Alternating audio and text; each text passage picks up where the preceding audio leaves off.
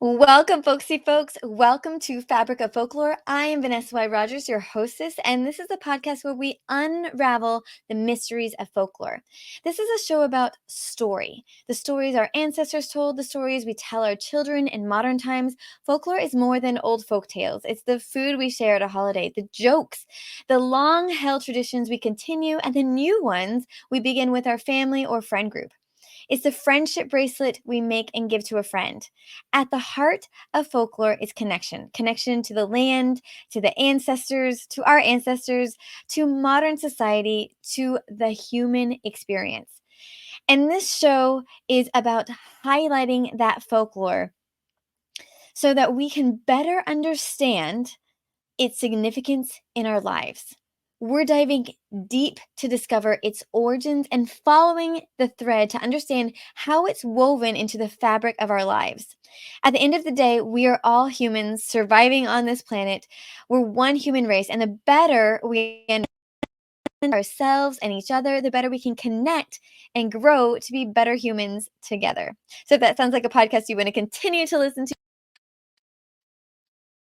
hit that subscribe button. Whether you're listening on your favorite podcasting platform like Apple or Spotify, or you're watching on YouTube, hit that subscribe button so you get notifications every week when our podcast drops. And if you are a subscriber, thank you so much. Please consider giving us a review. Those 5-star reviews, those written reviews on Apple Podcasts are so helpful for independent podcasts like ourselves to be found by other people. We have a wonderful Father's Day for you today. We are talking with TJ Smith about how folklore works within families with a focus on fathers and their traditions. TJ will be sharing with us about how folklorists and their deep-rooted understanding of culture are valuable assets in the diverse world of nonprofit organizations, including his own work with the International Friendship Center.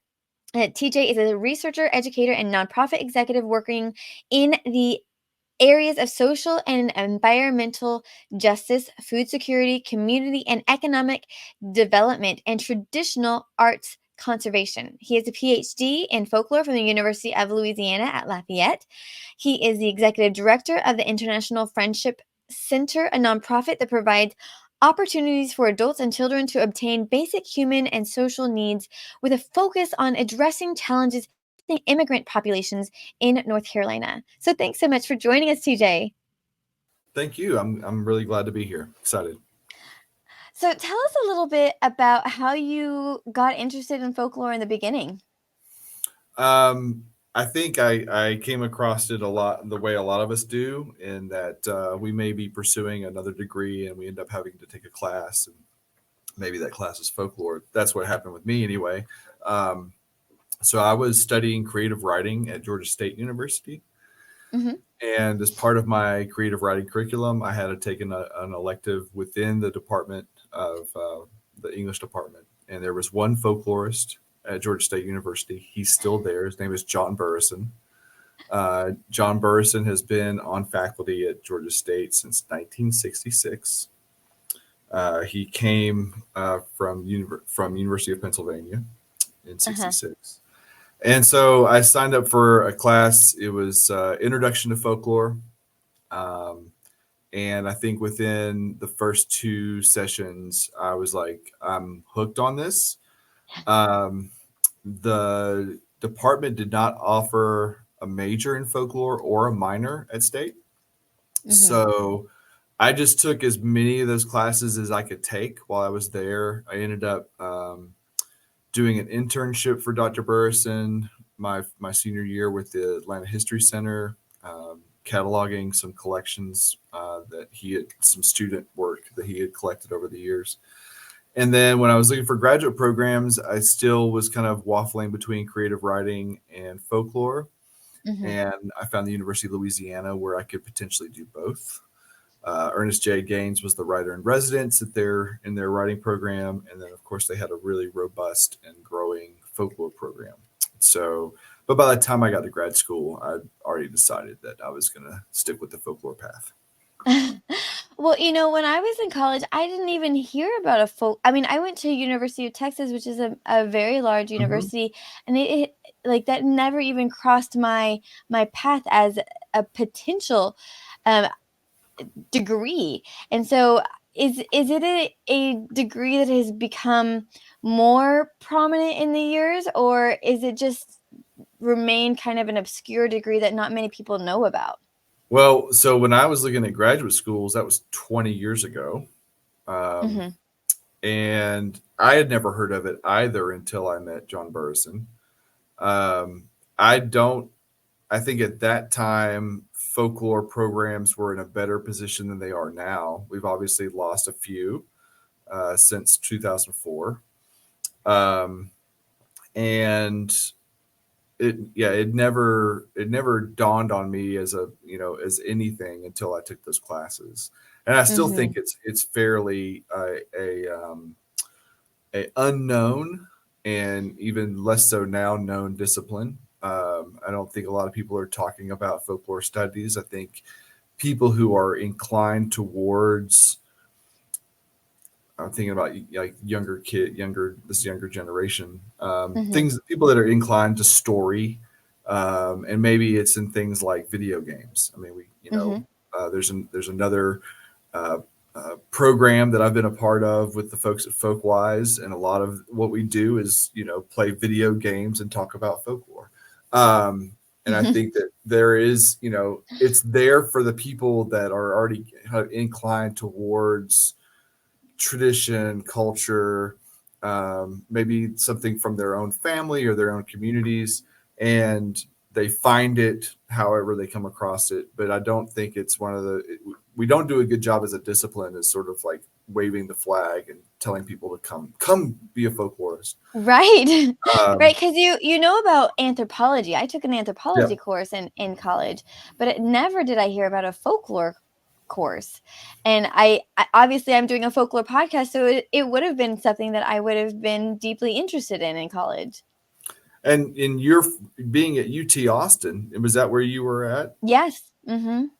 There's some pretty good folklorists that came out of UT Austin. Just a Yeah, so few. it's so it's just kind of crazy to me that it never came across my path. No, yeah. There's uh, not to nerd out on sort of the academic uh, history of the discipline, but you go back to the philological disciplines that of which folklore was a part in the early part of the 20th century. Um, and yeah, it's interesting to think that those other disciplines like anthropology, sociology, they grew into prominence, Mhm. whereas people just kind of forgot about folklore. And I think it may be, and I'm sure you encounter this too when you tell people you're a folklorist or you talk about folklore. People assign it with something that's kind of, I don't want to say hokey, but it's Yeah. not. It doesn't have the same je ne sais quoi as anthropology. Like that sounds very highfalutin and scientific. Yeah. Folklore sounds like people obviously assign it to fairy tales and that kind of Mhm. and myths and legends and these very uh, I don't know, fantastical things. That it's Mhm. not serious. Right. And I don't know if that's anything that can be remedied, because the term itself is so loaded with all kinds of preconceived notions. And now too, we have this intersection of modern culture ever Mhm. since T Swift dropped her album back in 2020 Yes. called Folklore. Um, and what that has meant for our discipline, and I think it in some ways it's gotten people to Google shit. Yeah. uh but it still has a problem carrying weight or seriousness when people are talking about areas of study. Mhm. um Yeah. it's kind of interesting, and I find myself Yeah. entering into explaining to people all the time, what do I mean by folklore? Yeah. Because it's so much deeper and richer than you would expect on the surface. Right. Oh yeah. The where I fell in love with it was not. that introduction to folklore class, it was a lot based in verbal art and oral tradition. Mm-hmm. Everything from folk ballads, the British and Scottish folk ballads, to um, southeastern United States folk traditions and storytelling Mm-hmm. and that sort of thing. But it wasn't until I think it was my second class that it was a class on handicrafts, and I discovered that material culture is folklore, and that Mm-hmm. includes food, and that includes these things that we make with our hands and we create. And then I discovered performance as a genre in folklore, and like, Mm-hmm. wow, it's such a all encompassing space, right? Mm-hmm. Of the things that make us who we are as human beings, right, and who define us as being members of one community or another or many. um, that's where I think I really fell in love with it. Mm-hmm. Is that it's also this stuff, right? There's this tangible thing, and I Yeah. love material culture. Um, so yeah, it's a very deep discipline, lot of layers to it, but yeah, still very misunderstood. Yeah. Well, I hope that it switches paths and more universities uh, start including it in their in a louder sense. Okay, so you mentioned Folkwise, and that is actually how I heard about you, because I interviewed Daisy, Hmm. whose interview will be coming up in the next few weeks. But they told me about you being nicknamed Folk Dad. Can you tell us a little bit about um, that nickname and how you came to be Folk Dad? I don't, I think that might have been a better question for Daisy and that game. I don't, I accept and get a, it's very heartwarming to be called folk dad. I think it arose out of the AFS 2021 annual meeting, where I was contracting with with AFS to help with some of the technical aspects of the hybrid sessions and then the on the ground sessions in Harrisburg. And Mm-hmm. as part of that, um, and Jessica Turner was also already on board with it, but, we suggested that we invite Folkwise to come and help us really integrate that online aspect, because this was still, COVID was still so prevalent. Travel restrictions and things had been lifted and things were opening up, but there were still a lot of concerns. So we wanted to provide access for those folks who did not feel comfortable coming in person. But we also Mm-hmm. wanted to create a nice experience for those who did come to Harrisburg.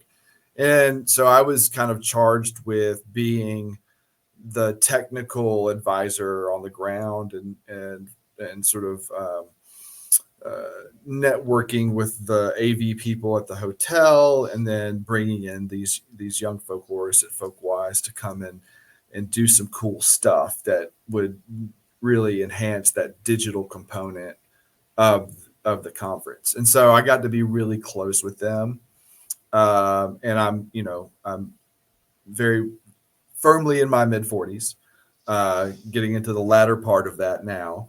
Um, and I just, I have a nurturing nature, I guess. It comes from taking care of kids. You Mm-hmm. like, you want to help, my wife, she always says that, you just want to be helpful, and I do. I want to be a helpful engine. So um, I, I think whatever it was that evolved into them calling me folk dad.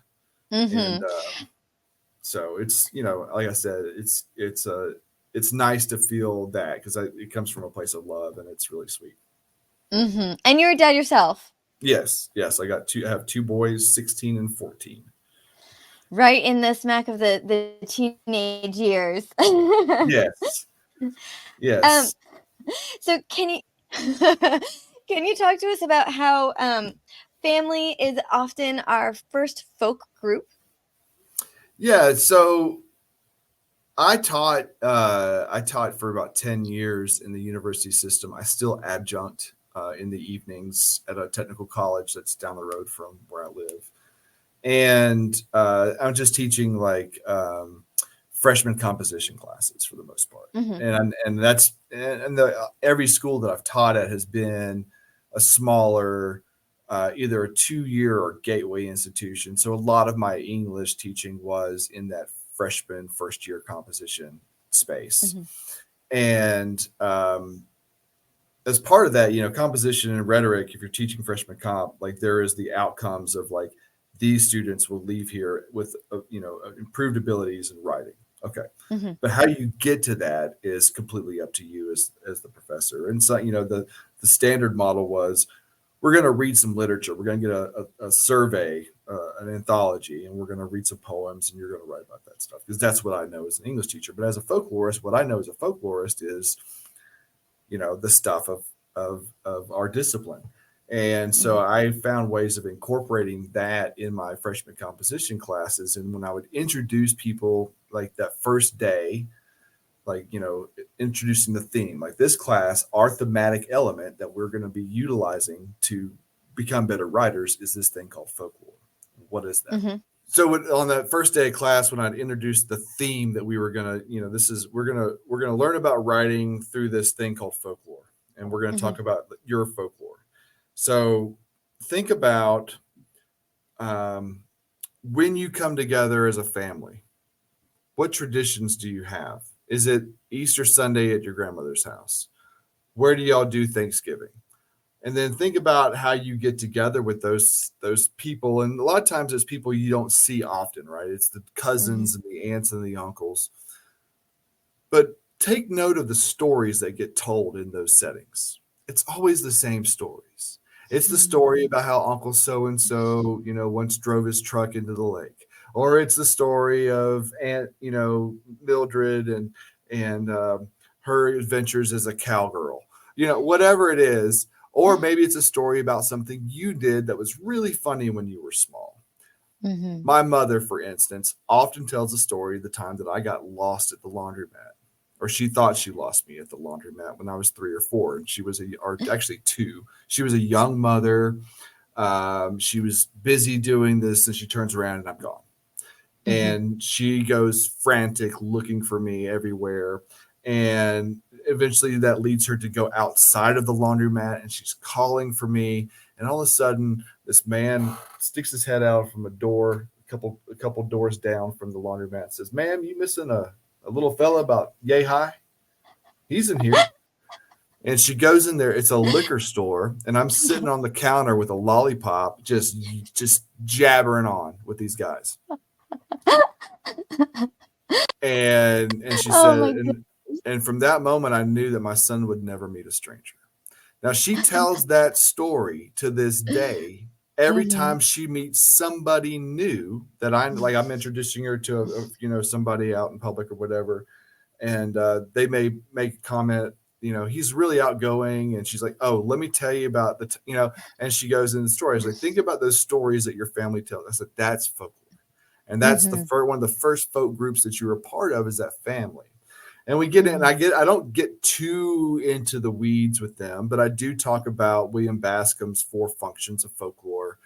And we highlight, what is the importance of these stories, and we talk at the surface level. There's that entertaining value, and then you start getting into the validation, as that sort of solidifies you as a member of that group, whatever it is. Mm-hmm. So Uncle Terry's retelling of the same story for the 100th time that you've heard it, and you and your cousins are looking at each other going, "Oh God, here we go."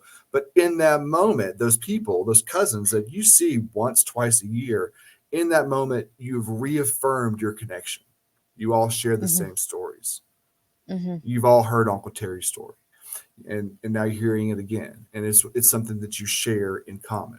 And then we talk about sort of the more, I call them more sinister values or functions in that list from Bascom, and that folklore educates, right? About these are the rules, these are the things that are expected of you within our society, within our group, within our family, and Mhm. then how it's used to control behavior. And they get really into that shit. Like they love that. Like, whoa, what? You know, and I, give them a grim tale, and talk about, what is Hansel and Gretel really about? Mhm. So, but going back to the idea of family being the first folk group, once they understand that, the bulk of the semester, and I feel like I'm not being lazy. It's just I know it works, and I've been doing the same thing for 20 years now, or 50, well, Yeah. really 15 years. Um, where the first thing we do in that writing class is a narrative, and I have them retell a narrative about themselves, about something that had a great impact on their lives in some way. And then we do an illustrative essay, and we talk about how, as a I do this as a lot as a dad. One of my children come to me, they've had a hard day at school, something happened, and then I connect it. Well, when I was your age, this is, I went through a very similar thing. Now, Mhm. not the best parenting tactic, by the way. Everybody says, don't do that. You're just making it about you. But it's such a dad thing, right? Like, well, when I was your age, but I find myself doing it. It's like it's wired in there. I don't, even if I stop myself, it's still just like, man, it's going to come out. But I don't know. I we, feel like it's a good thing because then they see that they're not alone. yeah, Why is it suggested not to do it? that they being some parenting experts or somewhere along the line have said, you're by doing that, you're making it, you're taking the narrative from them and making it about yourself. Mm, yeah. So I try to It's a fine actively, line. yeah, do more listening, let them get the whole thing out, and Mhm. then I ask now, like, can I tell you a little something about what happened to me? Oh. And a lot of times, one now that they feel like they've shared, they're responding like, yeah, or and if they don't, they're like, not right now, Dad. I'm like, okay, well, maybe later. But we use our experiences, right, to illustrate some central point. Mhm. Um, this is a real, just basic hypothetical, but your child is struggling with some activity like skateboarding. Mhm. Okay, we skateboard in my family, so um, they can't get this thing and they're getting frustrated. We'll try to make the point that it's okay to fail, Mhm. because from failure we learn how to get better, right? Mhm. You're not going to just step on this thing and be able to, you're not going to be Tony Hawk. Tony Hawk fell, how many thousands of times before he landed the 900. You know, Mhm. you look at what these guys go through, it's just part of the process. And it's a hard part of the process, but it's how you get better. And you Mhm. use those stories to illustrate that point of that practice makes for, not perfect, but helps us become better. that Mhm. that falling down helps us, get back up. So we do those kinds of things, and then the next thing they do is a compare contrast, and then we do a research essay. I used to, every now and then I mix things up depending on the season. I love collecting recipes during Thanksgiving, and Mhm. have them conduct a family interview with, like, okay, what's the dish that you cannot wait for at Thanksgiving? And it's like, oh, Mhm. Aunt so and so's mac and cheese, or my grandma's stuffing, or whatever. I'm like, okay, now let's let's think about what that means to you and why. Maybe what's really important is what it means to the people that are making it. Let's talk Mhm. about how to talk to them, an interview. And so they'll conduct an interview about grandma's stuffing, and they'll talk to Mhm. grandma about it. Like, how did you learn how to make this? Where did, when was the first time you made it? Is there anything that you think about when you're making it? These guys, come up with some questions, and then provide, write an essay about it, and then share the recipe, right? Mhm. When I was in my first teaching gig, we put together class cookbooks that way. So everybody would contribute a story and a recipe, and then we would compile those into a book. Oh, I Uh, love that. yeah, it I was bet it they still was use it. It was my favorite thing. It really was. So like finding those ways of bringing, not really bringing folklore into their lives, but making them aware of it. Mhm. Um, it's it's the one thing, if I see students years later, it's the thing that they remember. Like, Mm. I'm really glad you had me interview my grandfather. I'm really glad you had me interview my mom. I'm really thankful that you encouraged me to interview my kids. Like, those kinds of Mhm. things matter. And then they start looking for folklore in other spaces. Because we talk Mhm. about family being the first group. Well, what's the next one? School, church, sports teams, Mhm. occupations, like all these different little these little groups of people with whom we share these traditions or whatnot. And I guess that's my personal mission in life, or my personal contribution to the discipline is finding Mhm. opportunities to share it with people and make them Mhm. aware of it. And I take a lot. I really enjoy that a lot. I like talking about it. I like seeing folks light up the way that I lit up the first time I realized what folklore was. Mhm. Um, and I think there's a lot to gain from it. I think we get a lot more understanding of one another as humans when we understand the richness and the depths that we all carry with us. Mhm. Well, and I love that, they one of the assignments was to interview a family member or someone close to them, but because it gives them a reason that they have to do it. But what would you suggest to someone who is just interested in, hearing more stories from their family? How do they uh, come to the table to ask for more depth about what's happening? Like, what suggestions would you give to someone who wants their family to share more stories, to get more of their family folklore? I think it has to be. It has to start with an awareness about the personalities in your family and what they're going to respond to. Some Mhm. folks would be very not resistant but hesitant if put on the spot. Mhm. Those folks need some sort of more organic setting. And I think where you start is think about where those stories occur naturally anyway, and Mhm. then try to amplify or magnify those moments. So, for instance, one of my favorite spaces for storytelling, it and it no longer is because we've had some passings in the recent years with the older people in my family. But as a young person thinking back, the kitchen space at my uncle Terry and Aunt Nancy's house on Thanksgiving and or Christmas Eve, because that's we do one or the other or both every year at their place. Mhm. And that kitchen, with sort of the majority of it being women, with intersections of some of the men, and the men were in charge of the turkey and or the duck and the pork roast or whatever was happening in the smoker outside. Mhm. And then they were having to coordinate with the women who were inside, making things or keeping things hot for the meal later. And but just Mhm. the conversations that took place in and around that space, they could be, a lot of times there were stories about remembrances of past family outings, or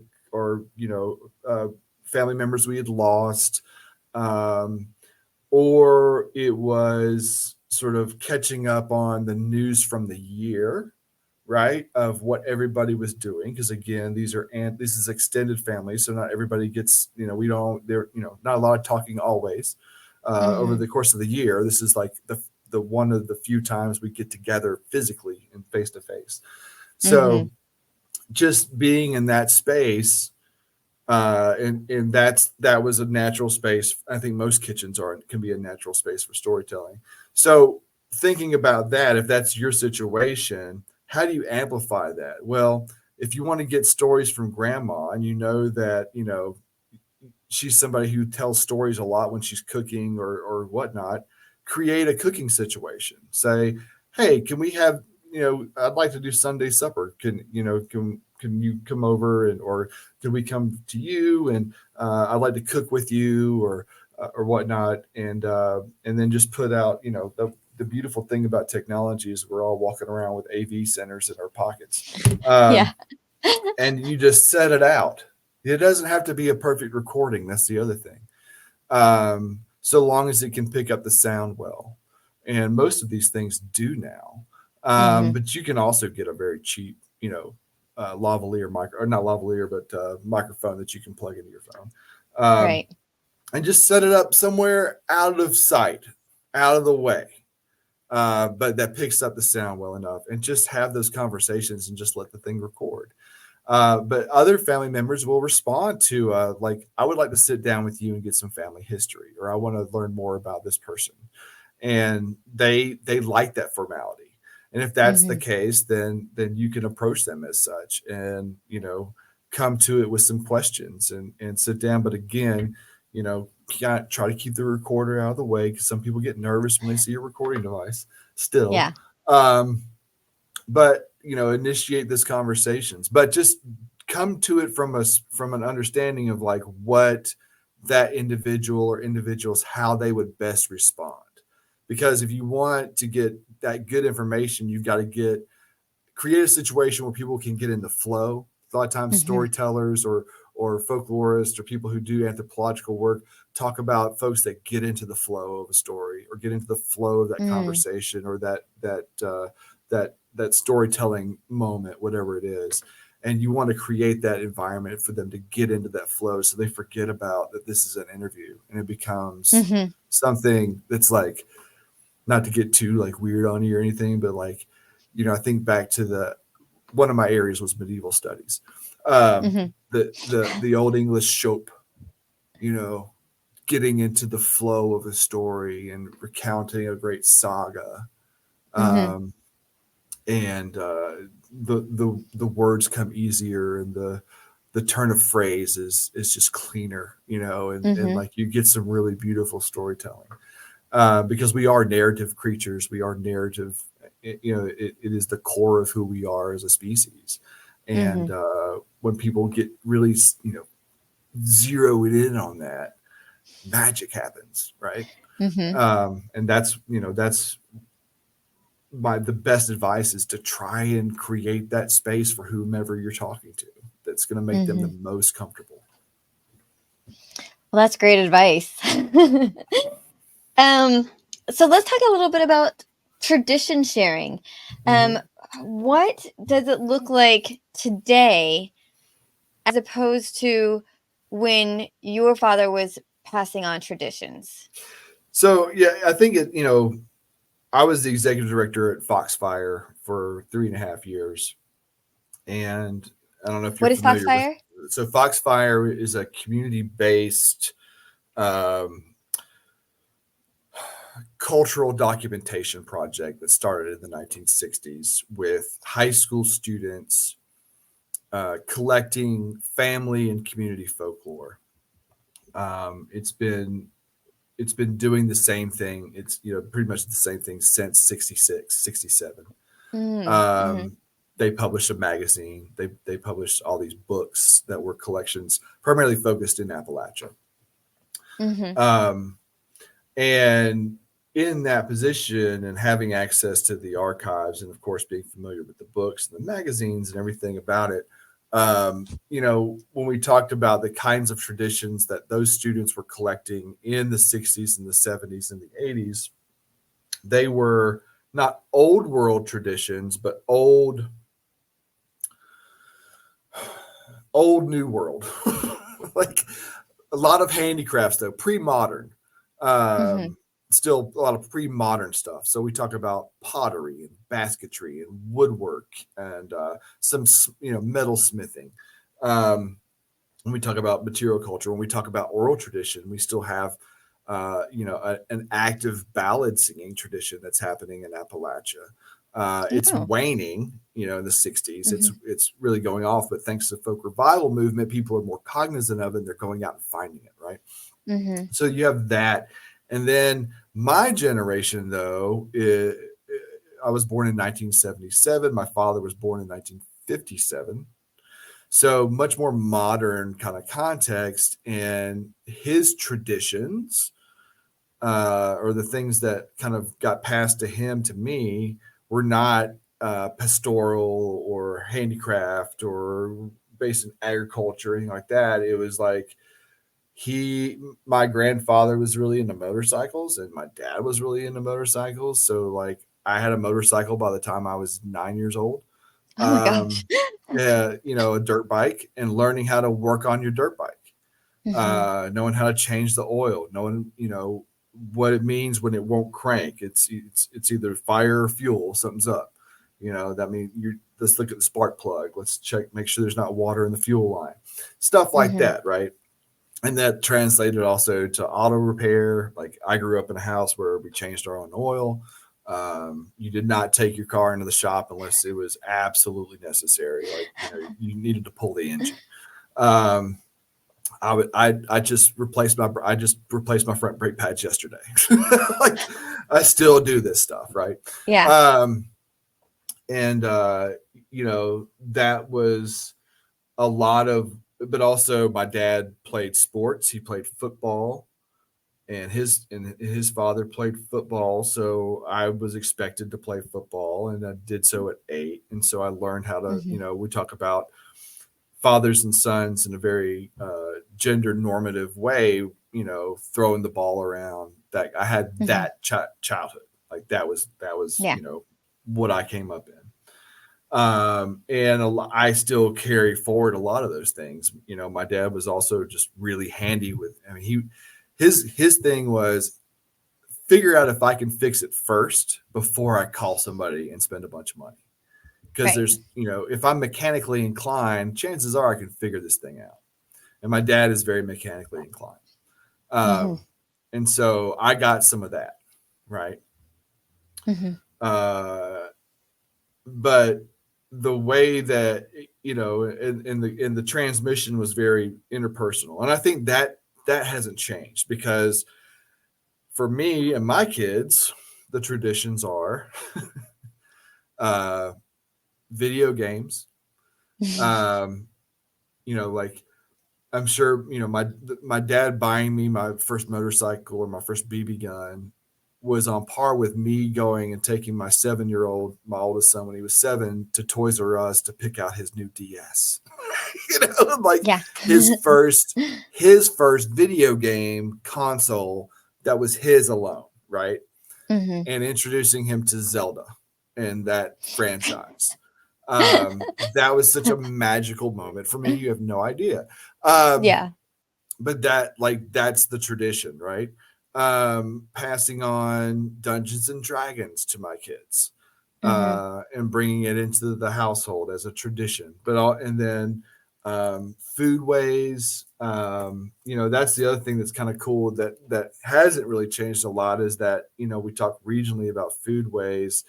I learned food from great grandmothers, and then a little bit from my dad. Hmm. And then I've passed on some of that, but I've also acquired some new foodways. I'm really into Chinese and Korean style cooking. Um, Hmm. and that has become a part of our household traditions. Hmm. There are certain dishes that are requested of me, like fried rice or masubi, things that are I have no cultural bearing in, but these are things that I've discovered I like and I bring in, and now I've taught my kids how to do it, so they know how to like take a pack of ramen and spruce it up. Um, Yeah. and that comes from me. Um, the other thing, though, I still, I had to another thing. The car that I drive is got 304,000 miles on it, so things happen to it.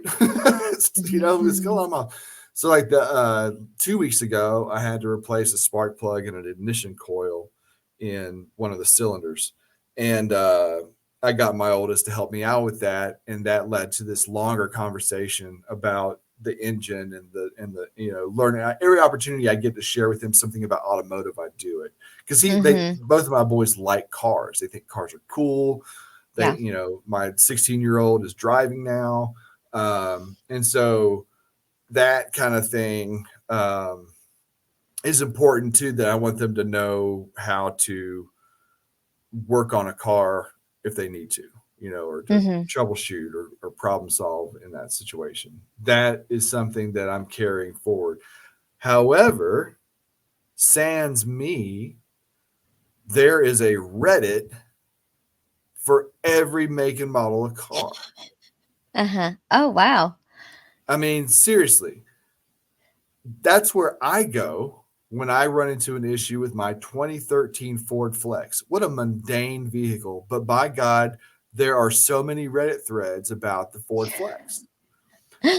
I go to YouTube and I can Mhm. learn about how to replace, like when I was about to do this ignition coil spark plug replacement, I went Mhm. to YouTube and watched a 17-minute video on how to do it Mhm. Mhm. just to make sure I wasn't screwing something up, right? Right. But But the guys that are making the video, they're just some dudes in their garage Right. who have, through formal education or informal means have come, to understand motor vehicles and how to work on them. And they're Mhm. sharing their knowledge, right? So so much of what we do as folklorists is argue amongst ourselves about what constitutes folklore and what doesn't, right? Uh-huh. And one of the big sticklers, one of those key characteristics is that mode of transmission, right? So many people get hung up on that it has to be this intimate, person to person, father to son, neighbor to neighbor, mother to daughter, whatever, Mhm. transmission of information. Mhm. But the way that we communicate and interact is evolving. It's Mhm. To me, it's the same as the people who, like, I'm not trying to get political, but we have these conversations about the Second Amendment in this country. Like, Mhm. on what planet is 18th century artillery equivalent to 21st century artillery? Right. Mhm. There's no universe where that exists, where people think like muskets same as AR-15. No. Right. Much in the same way, our communication, face intimate transmission face to face was necessary 100 years ago, Right. right? Telephones weren't widespread, certainly wasn't the internet. But now, look at what we're doing. Look at what you and I are doing right now. And Mhm. who cares if it's synchronous or asynchronous? But if I have something to share and I record that and I put that out there, I'm talking to you as you're my audience, the individual. I'm sharing my knowledge with you. What I'm removing are the barriers and the obstacles that limits the number of people that I can reach, right? Mhm. How is it not Mhm. still folklore? How is it Right. not still folk transmission? I'm just some dude in my garage with a camera, and I'm talking to a camera and I'm doing work, and then Mhm. I'm uploading that to a channel. But it's still communication, right? I'm still Mhm. sharing knowledge and putting that out there and teaching people how to do something on their own, for Mhm. themselves. It's a craft. It's an art. Um, I think that one of the biggest things that has held folklore back as a discipline is our stubbornness in some instances to evolve uh, where it makes sense to evolve. Mhm. And I think that understanding that, especially our children's generations, and you've got three Gen A'ers, you got three Gen Alphas. I've Yeah. got a Gen Z. I think one Gen Zer who's on the cusp of Gen Z and Gen Alpha, and then one that's Gen Alpha. The way Mhm. that these generations are going to communicate and carry forward and share information and knowledge and hopes and dreams and all of that is so beyond and different than what we came up with as people who are adults in our 40s and our 30s. Um, Mhm. and but our way of communicating is not any better or lesser.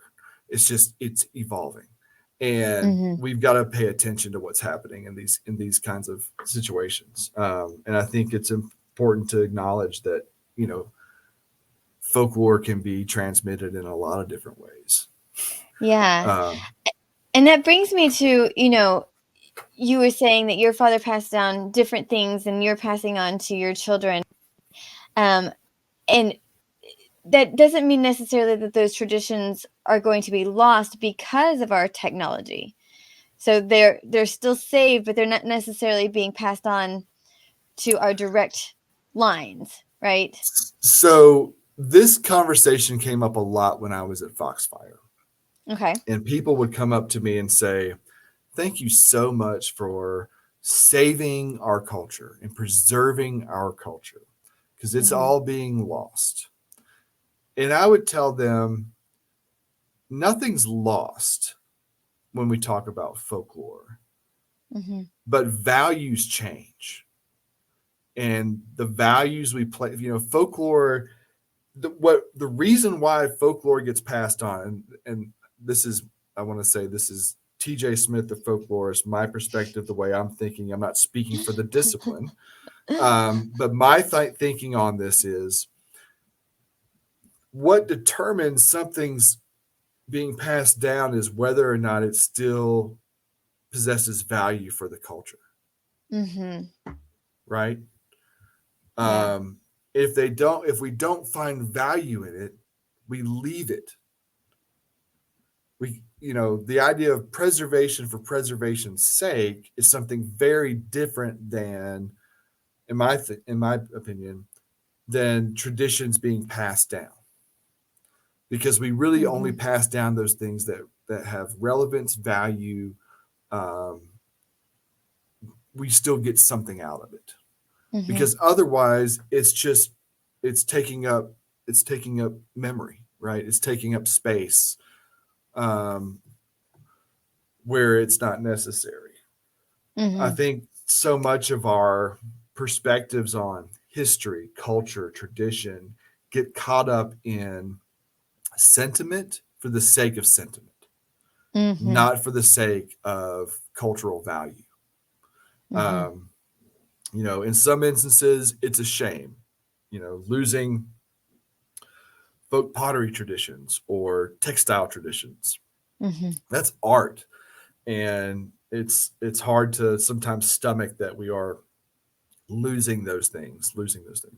However, other Mm-hmm. things like racism and misogyny, I can, you know, Mm-hmm. we can stand to live without. Like, those traditions Yeah. can just fuck right on off, right?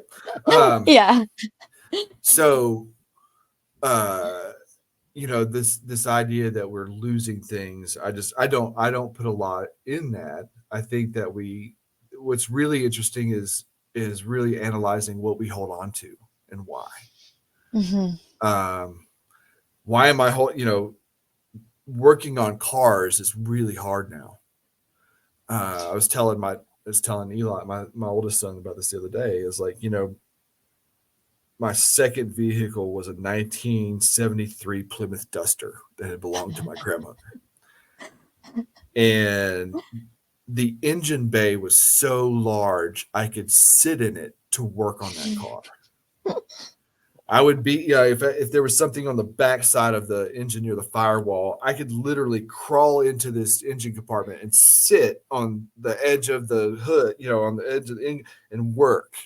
And Mm-hmm. there was a place for my feet to be that wasn't, you know, um, you can't do that now, because every square inch of that engine compartment is filled with something, right? Mm-hmm. Um, the way that computers have evolved in automotives now, the loss of the carburetor, you know, I love a carburetor. It's so much easier to work on an engine with a carburetor, you know, but that's not what we do anymore. We don't have Mm-hmm. carburetors. We have intakes and superchargers and all this other stuff. Um, and it makes it more difficult. Um, but the reason we hold on to it, we still find ways to make it work, and we create communities on Reddit and we post videos on YouTube, is because one thing we still value is our money, right, is our dollar that we've earned, and Uh-huh. our budgets and our ability to provide for our families. And if I can save $300 by putting on my own brake pads, I'm going to do it. If I could save $200 by Mhm. installing my own new spark plug and in the kitchen coil, I'm going to do it, because Mhm. saving money is where the value is, but also the satisfaction one gets from fixing some shit. Like, there's Yeah. nothing like that. I try to fix everything. My kids had I taught this to them too. Both boys at Christmas, like, I don't know, 5 years ago now, 6 years ago, they both got Nintendo Switches, right? The Mhm. console Nintendo Switch. And one of the faults of the Nintendo Switch is that their Joy Cons, their controllers, have some real. They're just not very. What's the word I'm looking for? They're Reactive? not. No, they are very reactive. They're just not. They're kind of delicate. They're not Oh. very sturdy. The Okay. the joysticks themselves, especially when you've got a 7-year-old, just they're getting mad and they're just and they're hitting and they're just, and these Joy-Con little joysticks are just getting destroyed. Yeah. And so one, I think Sam, my youngest, was the first one that's like, this thing doesn't work anymore. Like, he's just getting mad at me, like, I don't know what's happening. Went on Amazon. They had already, I think the Switch had been out for like a year by the time we got it for the kids, but Mhm. they had replacement kits for those Joy-Cons. And I was like, I got this, because it's either $60 for a new Joy-Con or $10 for a kit that gives me 4 replacement joysticks, so I can repair this thing 4 different times before we have to worry about anything else. And so I'm like, I'm gonna try this out. If it doesn't work, we'll go to the store and spend the $60. But this is a Yeah. $12 investment to see if I can, make this work again. And I did. And then Mhm. I became the guy that, like, kids brought their shit. Like, hey, Lucas, this thing's not working. Can you fix it? Yeah, let me see it. And, like, I'd replace the Joy-Cons and these Yeah. things. But that was something that I passed on to them. Another Mhm. thing was building their own computers. They both wanted computers. I'm like, all right, first thing, you're gonna build your own, and we're gonna start with some Frankenstein shit. So I found, like, cheap Omniplex 7010 CPU on eBay for $100. Found some other used components and worked with both of them to build their first computers. And then later, as they got older and got better with it and showed that they could take care of it, something like that, we built one from new components. And but that taught them a little bit too about computing and about how to put something like that together. It taught me Mhm. too, because I'd never done that before. Yeah. I was like, but I bet we can. And Yeah. how we learned? One, talking to friends, because I got a lot of nerd buddies that build computers. So I would get on, their Uncle JJ, for instance. I'd get on the phone with him and be like, hey, man, we want to do this. What are your suggestions? And then Yeah. 2, Reddit and YouTube. Um, and through that network, that folk network, right, that included in person and digital conversations, we were able to create something, which is pretty neat. Mhm. So, those things, the tinkering, DIY, saving a buck, that has value. Mhm. um, but the things that don't, either through obsolescence or through just a tradition that doesn't really carry value for us culturally or from a group perspective or whatever, if those Mhm. things go away, it's okay, let them go, right? Mhm. Just let it go. Our job as folklorists, anyway, we're so much it, I think, is that we should be focusing on living traditions, right? That's what we do. We're not Mhm. archaeologists. We're not studying dead shit, right? We're studying things that have vibrance and life in the moment for now, Mhm. and that matter culturally or traditionally to one group or another, whatever that is. Mhm. So let the dead shit die, I guess. One of the things that you mentioned to me is the change of transmission has changed it in part because of an absence of elders. Can you talk a little bit about that? Yeah, I think, and I think this is really a Western, really American thing, but certainly a Western thing. Um, when I was little, my grandmother came and lived with us, and she lived with us from the time I was 5 or 6 until my family moved from where we were at the time when I was 11, and she ended Mm-hmm. up staying there in the house.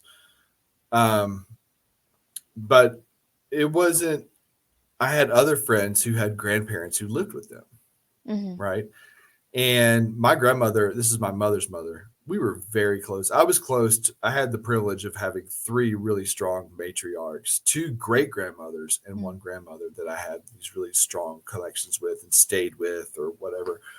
But she lived with us.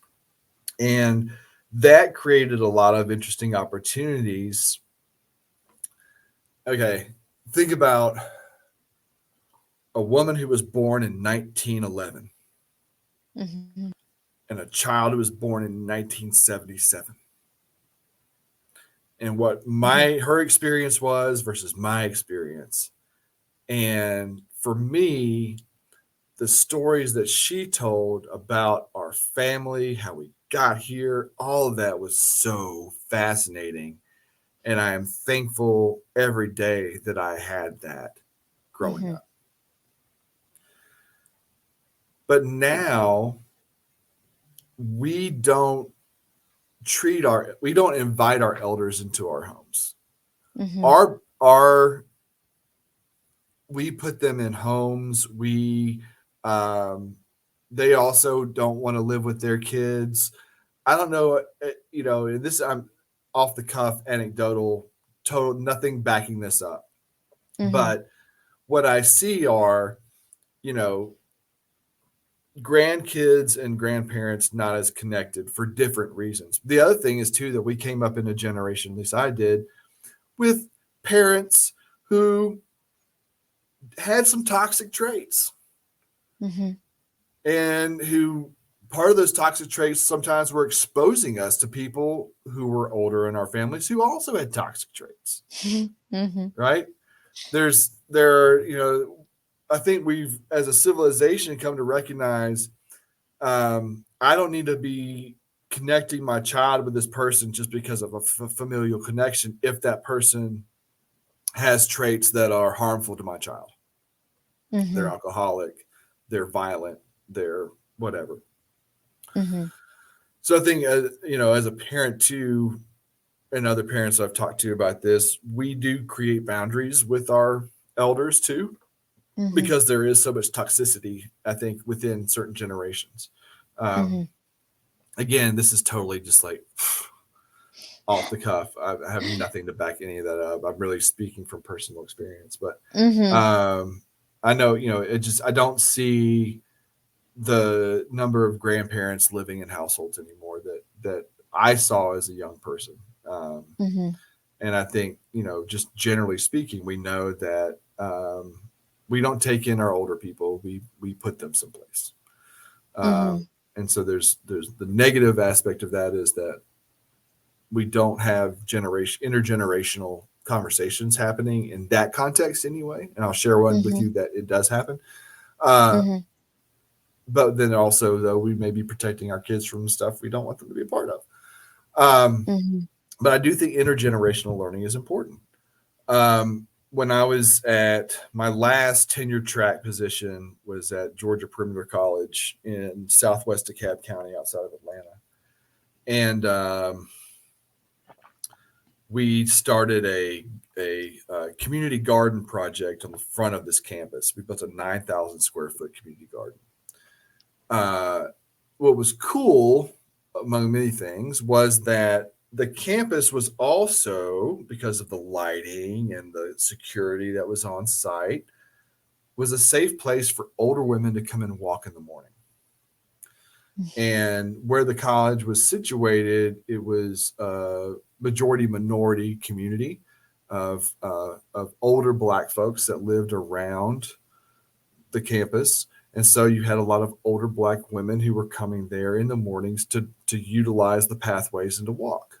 Mhm. Um, and this garden project was service learning, uh, experiential learning project that across disciplines. I brought my English classes out there. I had colleagues who had astronomy classes out there, calculus classes, history Mhm. classes, found ways of incorporating work in the garden with their lessons, right? But Mhm. we would be out there with these young people, and we were a majority minority serving institution. Most of our students came from South Atlanta, South Fulton, Southwest DeKalb.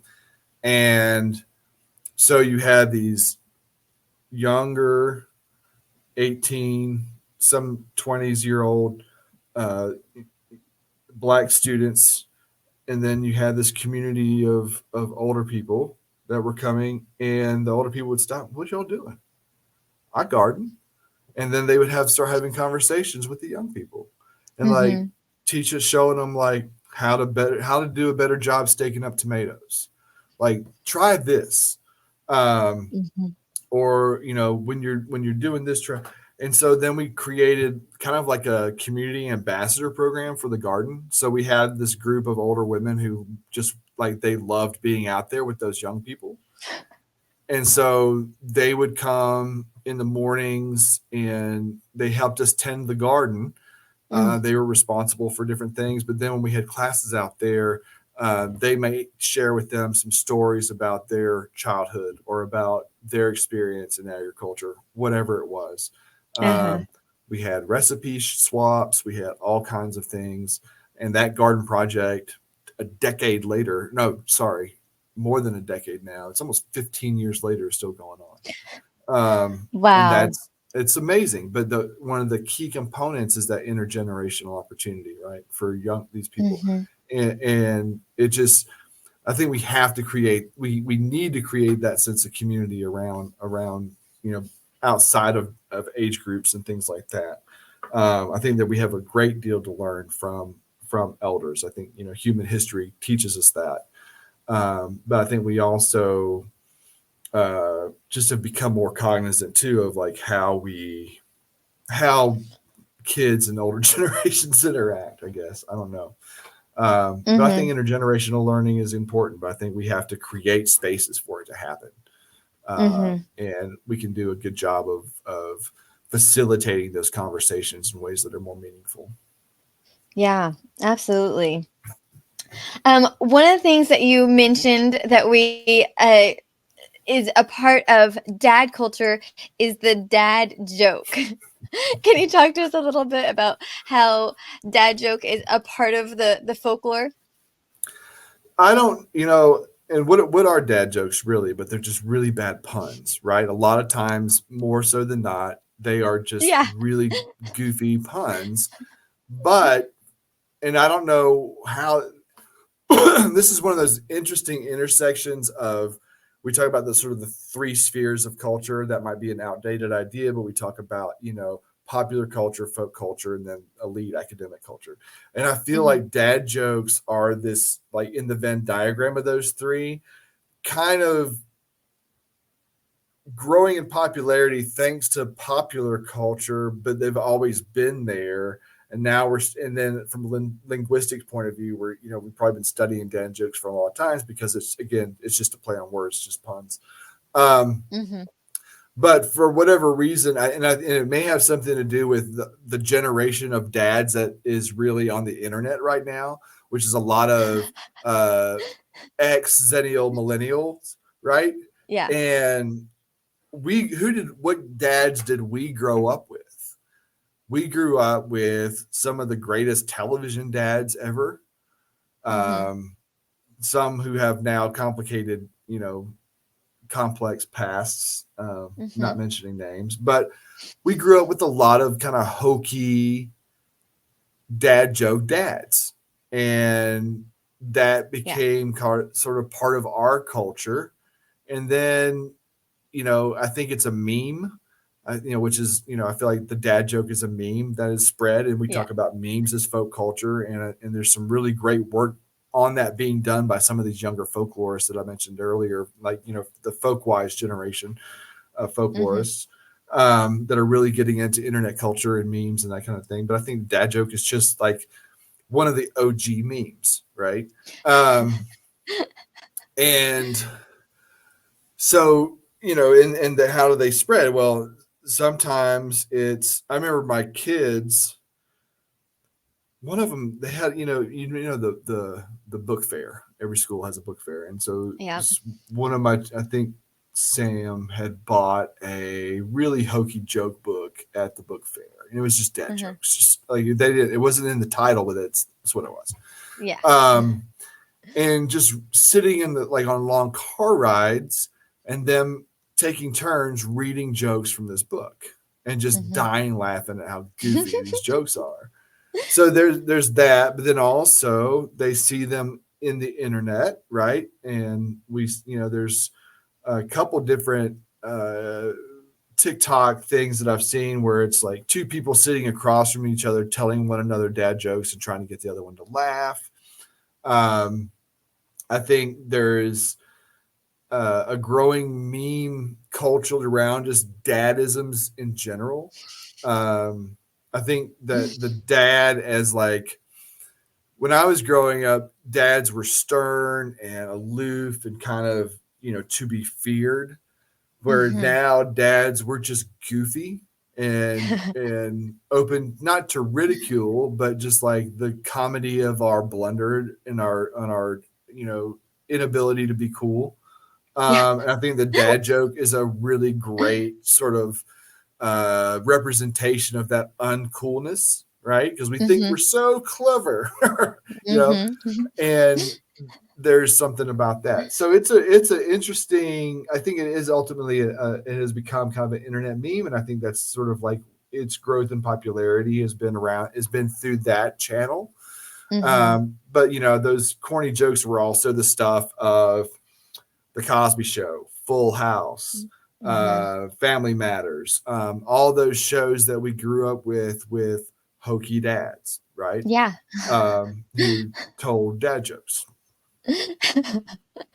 And it's just become a part of our society. I wonder if there has been studies to see if there used to be, if dad jokes were a thing of the past as well, that we just weren't really aware of it because it wasn't necessarily a part of television or radio.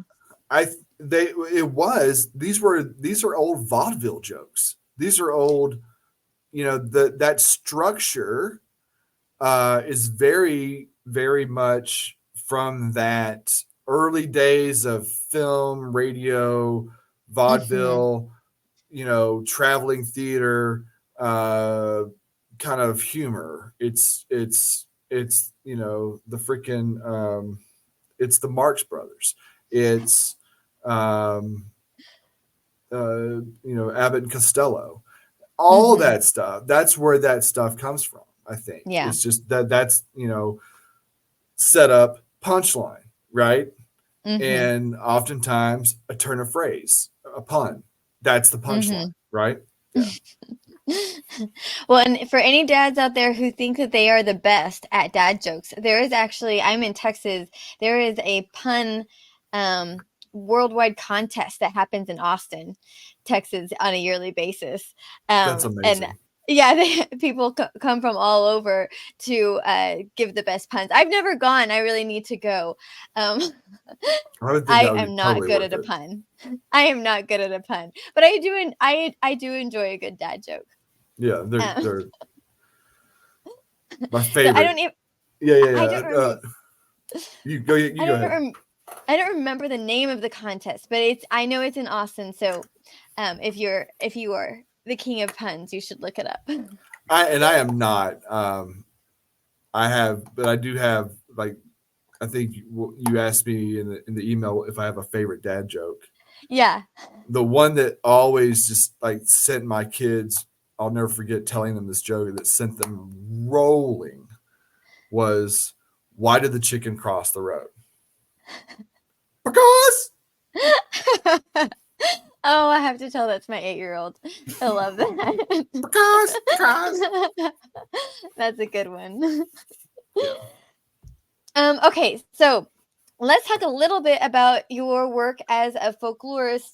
Um, one of the things that you were mentioning, let me see if I, that you feel that the skills of a folklorist translate really well in the human and social services nonprofit space. Mm-hmm. So can you talk a little bit about what got you interested in that particular topic? Like anything else, or a lot of the things in my life, I just kind of fell into it. Mm-hmm. I think my entree into this was when I was still teaching in Atlanta, and I got caught up in the food justice, food security movement in the city there. Part of sort of the like this, the community gardens landscape, but then also urban agriculture. Got to interact with a lot of really interesting people. Everybody from the founder of the Atlanta Community Food Bank to a gentleman who was just really a pioneer of the urban ag landscape, especially in the city of Atlanta, and who built these great, large urban agricultural spaces in economically depressed areas of the city, and Mm-hmm. really changed culture and changed environments through that work. Um, so that got me into it. My first nonprofit job that was outside of folk and traditional arts in the academy was with the Food Bank of Northeast Georgia, managing a National Institute of Food and Ag grant, through which my job was to create a food hub, which Mm-hmm. is basically a center that aggregates local agricultural products and supports smaller farmers by sort of like aggregating resources, right? Things like cooler space and refrigerated trucks, and a lot of things that smaller farmers can afford on their own. We Mm-hmm. become kind of a central space for that, but then also with the added benefit of serving as sort of a marketing and sales resource for those farmers and helping them identify new markets for their produce. Mm-hmm. So that was a very different kind of job for me. However, a lot of my work was going into farm communities or communities of farmers and having conversations about their concerns, their worries, their needs, their aspirations for their work, for their Mm-hmm. farms. And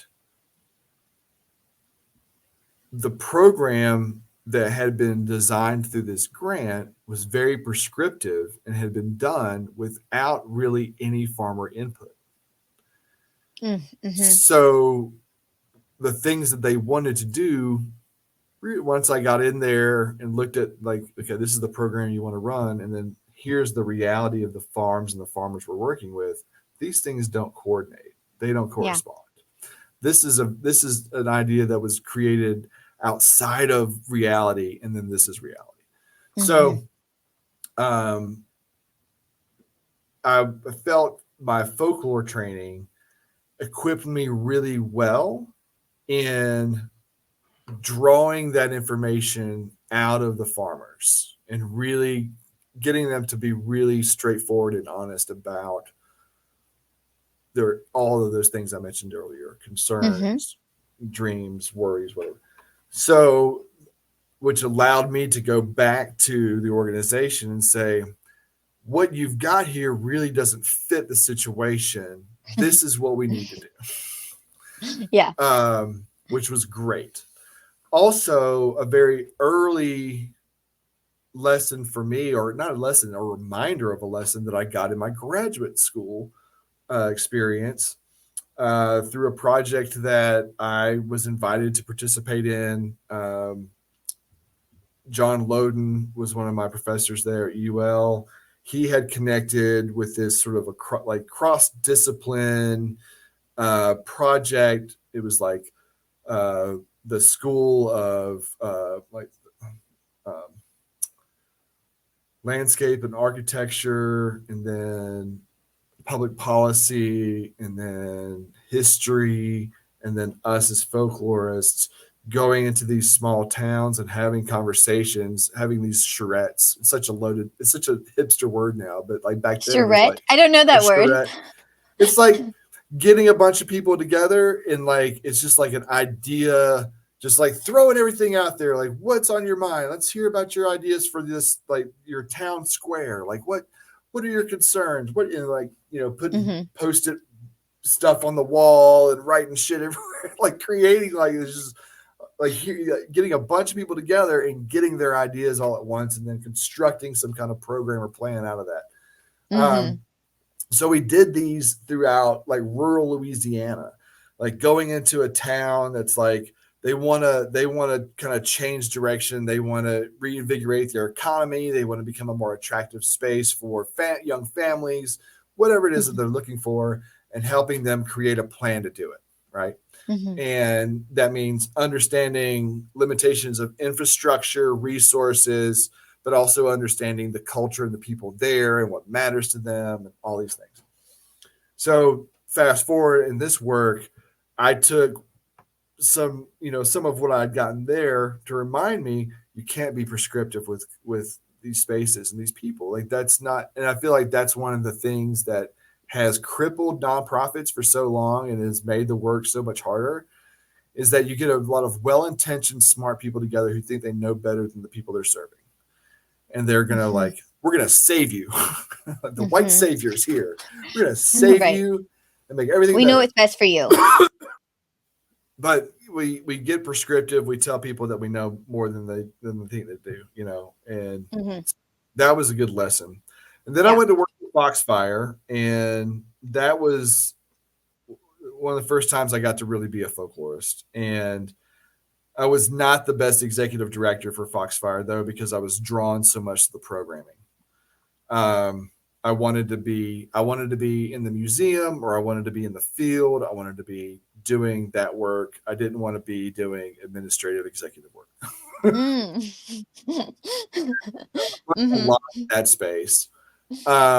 Which, and then like in retrospect though, I wonder if that's not true for a lot of people who come from our background who try to serve in some capacity with an traditional arts organization, Mm-hmm.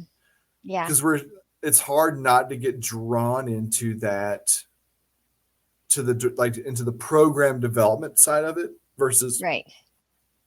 maintaining the organization side of it. Mm-hmm. When I left Foxfire, I freelanced for like 2 years with the American Folklore Society, helped them with different things, new website, new brand. I've helped facilitate that. Um, and then did some communications work, and then the annual meeting work. And then it was time for me to find a full-time job again. And this one just kind of fell in my lap. Somebody sent it to me and said, "Hey, this job's open. You might want to check it out." Mm-hmm.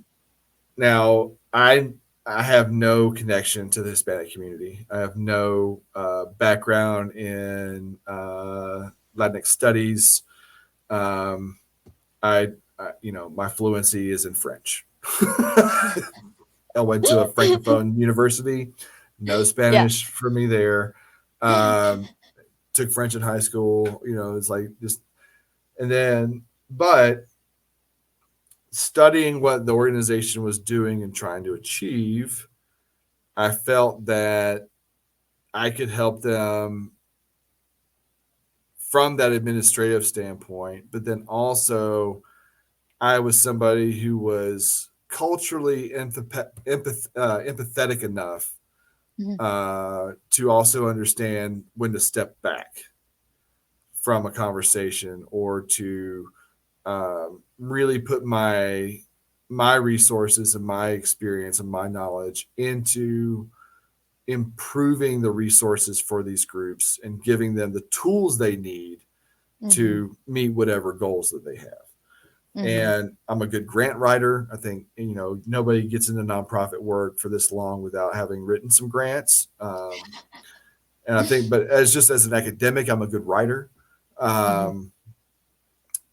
So in this job, what I have found is that without the distraction of all the art, the folk and traditional art stuff, Mhm. I can really focus on the administrative aspects of it, Mhm. and I become I consider my position here as service to my staff and then to the clients that they are serving.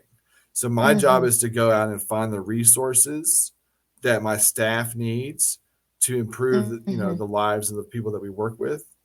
But Mhm. then also to leverage my platform, my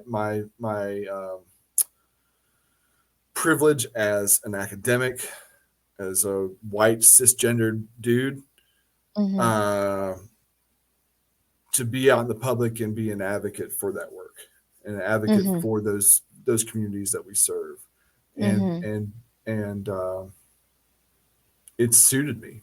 Yeah, and I found, but I keep finding myself, things that I've learned doing folklore work, things that I've skills that I've gained over the years through folklore. Because one of the things about folklore is we have to know how to do everything. We got to know how to build websites. We got to know how to do podcasts. We got to know how to record shit. We got to know how Yeah. to like splice video together. We got to know how to work on a computer. We got to know how to. Yeah. We're great liaisons. We're great facilitators. Mhm. Um, I think one of the things that I pride myself on is creating collaborations with other nonprofits in our community to better serve Mhm. the people that we are all working with. Mhm. Um, really good at that. Mhm. And frankly, the nonprofit space needs more of that because, Mhm. again, so oftentimes these things are developed from a prescriptive standpoint. Is even now, as much as people have talked about, like, stakeholder input, and we've got to, it's just not being done.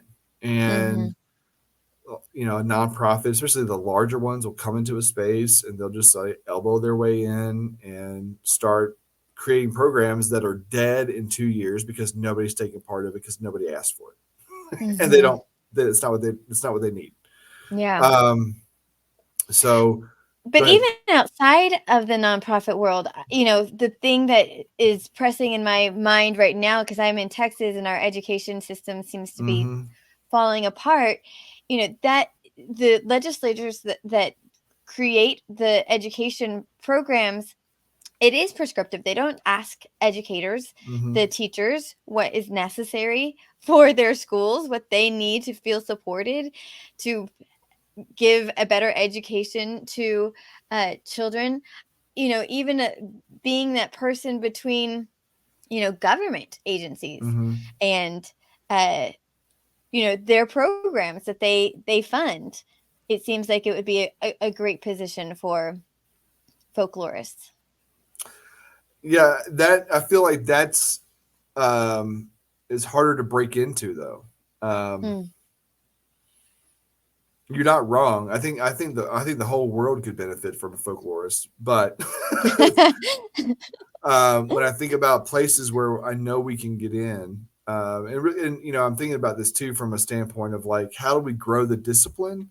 And the only way we can grow the Yeah. discipline is if there's more places for people to go once they finish their degrees or they finish their training. Right. There has to be jobs in place, and I think creating folk or educating folklorists who are more marketable and saleable outside and beyond the folk and Hmm. traditional arts Yeah.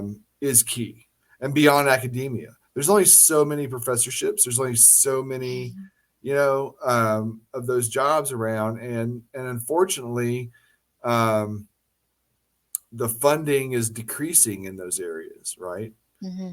Um, the hardest thing I've ever had to do is write grants for folk and traditional arts Mm. because there's so few and they're so competitive. Mm. Here, um, I talk to people about the hierarchy of giving. Charitable giving around food security, children, animals is way up here. Um, Hmm. it becomes, it's, and then but then you can find ways of like, how do you introduce folk and traditional arts through a mechanism like this, we hold Yes. a annual. We started this 2 years ago. We're in our third year now. An annual Hispanic Heritage Month kickoff festival up here Hmm. in Western North Carolina called Carnival, and we're using it as a way of integrating and introducing the Hispanic community with the Anglo community that's here in a way Hmm. that centers the Hispanic community, elevates them as this valuable, interesting, alive culture that is changing the landscape of Appalachia in really wonderful ways, Hmm. and providing them a space to celebrate that, and that's open enough though to the public that other people from outside can come in and enjoy it with them, and it becomes a celebration around that, and it helps Hmm. to you know cross those barriers and span those chasms of difference, Hmm. um, because culture and where we intersect with people and really start to become appreciative of who they are as individuals starts a lot with folklore. Hmm. I wrote did a revised edition of the Foxfire Book of Appalachian Cookery that was published in 2019. And in my introduction, I said that foodways is the gateway drug into folklore. And you think about all the different, like, what's your first interaction with Hispanic culture? And oftentimes it's through food. It's a Mexican restaurant you might go to. A lot of times, our first interactions with any culture, Greek, Chinese, Korean, Japanese, Vietnamese, is through food, Food. Hmm. right? And Yeah. so, and then it becomes also about art, right? Like, oh wow, Hmm. dance, performance. So we did this festival because we wanted to, because honestly, a lot of times the Hispanic communities in this part of the Western North Carolina, they are just the labor. They are Yeah. the people who are doing the landscaping. They are the people who are working in the resorts, cleaning the linens, cooking the food, doing that thing. But and that's how they're perceived until you see Hmm. them outside of that context, being themselves and being who they are. That's Hmm. kind of what we're hoping. We've been trying to do with these festivals, um, Hmm. and it's been really great. Yeah. Um, I think we're transforming perceptions, and I think that helps us as an organization to increase empathy. So, raising that empathy, raising concern, um, compassion around these individuals helps us Hmm. to develop strategy, raise money and to get the resources we need to address things like domestic violence, trafficking, um, the exploitation of labor, um, housing, lack of Hmm. housing, lack of access to healthy foods. Those are all the things that these individuals are facing up here. Hmm. Um, we grow awareness around those issues and help find help. Hmm. Well, we're running long on time, so let me just ask you: is there something that we've missed that you feel like we need to talk about? Um, I do want to kind of end on not really a challenge, but certainly inviting people to the conversation around what other spaces can folklorists contribute to, Mm. um, you know, to the world, to the community, to wherever they are, Hmm. beyond things that are traditionally where we silo folklorists, folk and Yeah. traditional arts, public folklore, academics. Like let's get people out of these silos and start thinking about how our intellectual and experiential training really does position us in a unique space for, I think, contributing a great deal, Mm-hmm. especially in spaces where people are vulnerable, at risk. Those folks need strong advocates and people who really can understand how to, you know, best understand the needs of those folks, because we Mm-hmm. know how to listen, we know how to um, center and to empower people to share and communicate their experiences and their needs. I think we do a really great job of that. So I'd like to invite people. Like we haven't got an official word yet, but we're trying to convene a group. Myself and Meredith McGriff at this year's AFS conference in Albuquerque around this conversation of how folklorists, what they bring to the table for human and social services nonprofits and nonprofits in general outside of folk and traditional arts. So hopefully, once we get official word that that's been approved, you'll see it on the on the schedule at AFS this year.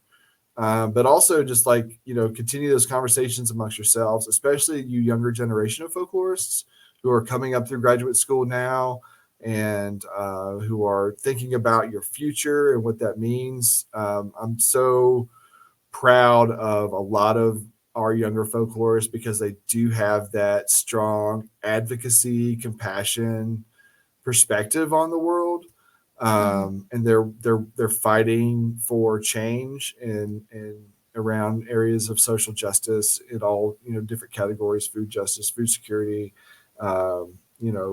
gender security, LGBTQIA rights, all those different things. Like I want to see that continue and tell them that you have the opportunity to carry your folklore self into those spaces and really do something wonderful and contribute a great deal to how we can better serve those communities.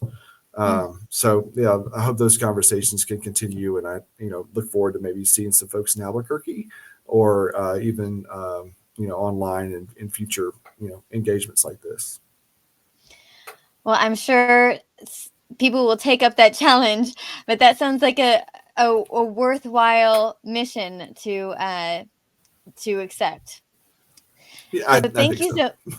thank you so much, TJ, for joining us today. Yeah, I really enjoyed it. Sorry about the technical difficulties.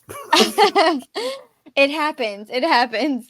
Yeah. I've had technology, I'm always saying it's a blessing that we're able to have these conversations, Yes.